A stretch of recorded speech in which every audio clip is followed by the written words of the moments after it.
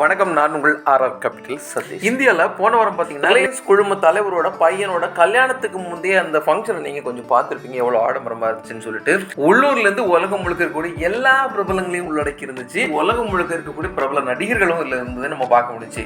எவ்வளோ பேர் ஷூட்டிங்கே கேன்சல் பண்ணிட்டு வந்திருந்தாங்க, எவ்வளோ பிஸ்னஸ் மேன்ஸ் அவங்களுடைய பெரிய பெரிய பிஸ்னஸ் எல்லாம் கேன்சல் பண்ணிட்டு இங்கே வந்து இந்த ஃபங்க்ஷன் அட்டன் பண்ணாங்க வந்து நம்ம பார்க்க முடிச்சு. இந்த காலகட்டத்தில் பார்த்தீங்கன்னா இந்தியாவில் அதுவும் லக்ஸரி வீடுகளோட விற்பனைகள் ரொம்ப அதிகமாக இருக்கு. தங்கம் இந்த வாரத்தில் வரலாறு காணாத உச்சத்தில் முடிவடைஞ்சிருக்கு. ஸ்டாக் மார்க்கெட்டும் அதே மாதிரி ரெக்கார்டு கையில் முடிவடைஞ்சிருக்கு.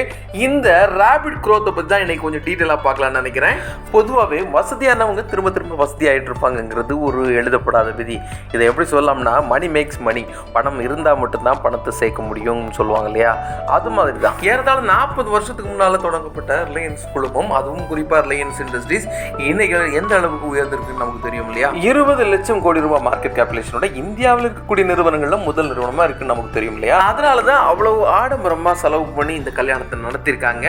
அமேசான் நிறுவனர், ஃபேஸ்புக் நிறுவனர், மைக்ரோசாஃப்ட், பில்கேட்ஸ் என்ன, ரிஹானா என்ன, இந்தியாவில் ரஜினிகாந்த், சச்சின் என்ன, அமீர் கான் என்ன, ஷாருக் கான் என்னன்னு சொல்லி எல்லா நடிகர்களும் இப்படி நடத்திருக்காங்க. அப்போ ஆடம்பரத்துக்கு மேல இவங்க அமோகமா போறதுக்கு காரணம் என்னன்னா, இவங்களுடைய growth ரொம்ப அதிகமா இருக்குங்கிறது நமக்கு இதுல புலப்படுது இல்லையா. இதுக்கு கொஞ்சமும் சளைக்காம தான் இப்போ வளர்ந்து வரக்கூடிய பெரிய பணக்காரர்கள் எல்லாமே டிஎல்எஃப் குழுமத்தோட ரீசெண்ட் அபார்ட்மெண்ட்ஸ் இருக்கு இல்லையா, அந்த அபார்ட்மெண்டோட தொடக்க விலையே பாத்தீங்கன்னா 7 கோடி ரூபாய்க்கு மேல வருது. இந்த மாதிரிப்பட்ட லக்ஸரி அபார்ட்மெண்ட்ஸை இந்த காலகட்டத்தில் அவங்க வாங்கி குவிச்சிருக்காங்க. அடுத்த ஒரு வாரத்துக்கு முன்னால் நடத்தின இந்த சேல்ஸ்ல பாத்தீங்கன்னா 3 நாளைக்கு உள்ளாலேயே 1100 யூனிட்டுக்குள்ளால வித்து தள்ளி இருக்காங்க. அப்போ மக்கள் எந்த அளவுக்கு ஆடம்பரத்தை விரும்புறாங்கன்னு இதுல புலப்படுது இல்லையா. இதுக்கு முக்கியமான காரணம் என்னன்னு பாத்தீங்கன்னா, ரீசெண்டா இருக்கக்கூடிய growth தான் முக்கியமான காரணமா பார்க்கப்படுது. அடுத்தது தங்கத்தை எடுத்துக்கிட்டீங்கன்னா, ரீசெண்டா 1 கிராம் 22 கேரட் நகை தங்கமே 6000 ரூபாய் தாண்டி ட்ரேட் ஆகிட்டு இருக்கு நமக்கு தெரியும் இல்லையா. ஏன் நம்ம 22 கேரட்டை பற்றி பேசுகிறோம்னா, இந்தியாவில் நகைப்பிரியர்கள் அதிகமாக இருக்கிறனால தான் அதை பற்றி பேசுகிறோம்.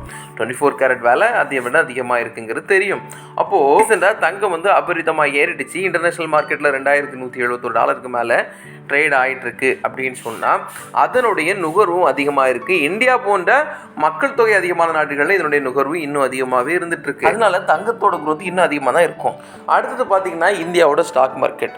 உலகம் முழுக்க இருக்கக்கூடிய ஸ்டாக் மார்க்கெட்டை கம்பேர் பண்ணும்போது இந்தியாவோட மார்க்கெட் வந்து ரொம்ப ஃபாஸ்ட்டாக இருக்குது, ரொம்ப வேகமாக growth ஆகிட்டு இருக்குங்கிறது நமக்கு தெரியும் இல்லையா. சென்செக்ஸ் 74,000 மேலே சஸ்டெயின் ஆகுறதும், 22,500 மேலே நிஃப்டி சஸ்டெயின் ஆகுறதும், இது ஒரு முக்கியமான ஒரு காரணமாக தான் பார்த்துட்டு இருக்கிறாங்க. இன்னும் ஃபாரின் இன்வெஸ்டர்ஸோடைய இன்வெஸ்ட்மெண்ட் இங்கே அதிகமாக வருது.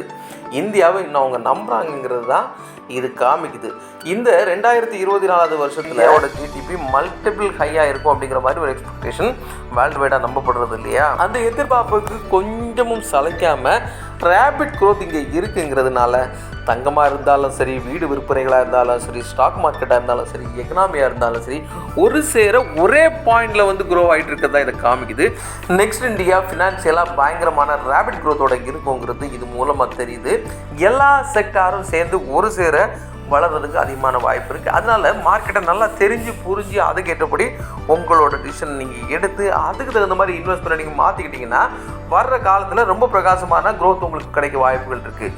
ஸோ ஒரு சின்ன சின்ன வாய்ப்பு கிடைச்சாலும் அதை பற்றி கம்ப்ளீட்டாக தெரிஞ்சுக்கோங்க. தெரிஞ்சு அதோட ரிஸ்க் ரிவார்டு என்னங்கிறத அலசி ஆராய்ங்க. அதுக்கு பிறகு உங்களுக்கு என்ன சூட் ஆகுங்கிறத நீங்கள் டிசைட் பண்ணி, தங்கமாக இருந்தாலும் சரி, ரியல் எஸ்டேட்டாக இருந்தாலும் சரி, மியூச்சுவல் ஃபண்டாக இருந்தாலும், பாண்ட் மார்க்கெட்டாக இருந்தாலும், ஸ்டாக் மார்க்கெட்டாக இருந்தாலும் புரிஞ்சு பண்ணிக்கோங்க. உங்களுடைய இன்வெஸ்ட்மெண்ட்டோட growth-ஐ இன்ஃப்ளேஷனை பிரேக் பண்ணுற மாதிரி மாற்றிக்கோங்க. நன்றி.